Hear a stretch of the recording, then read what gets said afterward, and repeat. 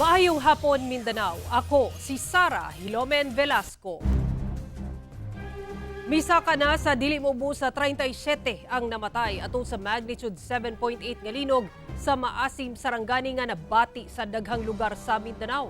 Samtang kapinlibo na ang aftershocks human sa linog. Ani ang report.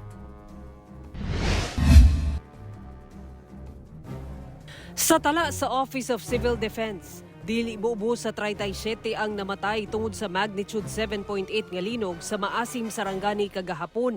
Lakip niini ang upat sa Davao Region kung asa tulo niini gikan sa sarangani Davao Occidental ug usa sa Digo City.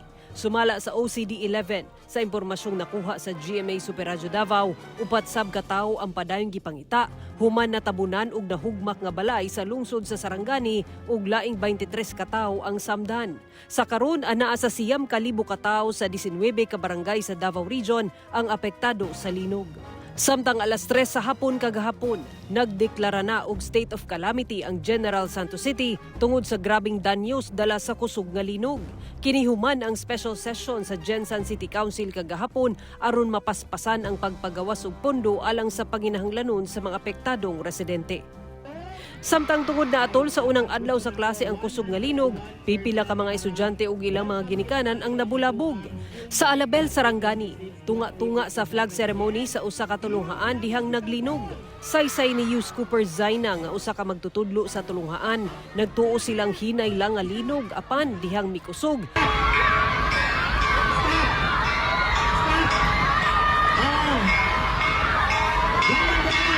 Dunay mihilak ug ang ubang ginikanan giadtuan ang ilang mga anak. Nang lingkod sab sila kay matumba matod pa sila tungod sa kakusog sa linog. Hinuon gigiyahan sila sa ilang school head aron mukalma sila.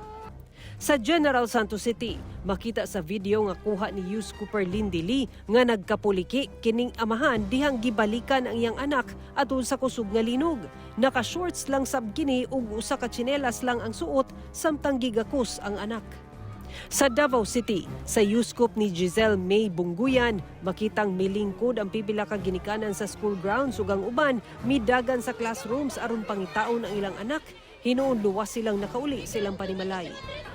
Makita sab nga daling nang gawa sa mga pasahero sulod sa General Santos City Airport. Madungog pa sa video nga gipangita pa ni Yus Cooper Demarc Estopado ang iyang kauban. Bag-o ra daw sila miabot sa airport gikan Metro Manila o ginahulat ang ilang bagahe dihang naglinog. Hinuon anaa na sila sa maayong kahimtang. Sumala sa FIVOX as of 8 a.m. kaganina. Kapin 1,100 na ang natala nga aftershocks human sa magnitude 7.8 nga linog kung asa anaa sa magnitude 6.4 ang labing kusog nga aftershock ug magnitude 1.3 ang pinakahinay. Sara Hilomen Velasco, 1 Mindanao.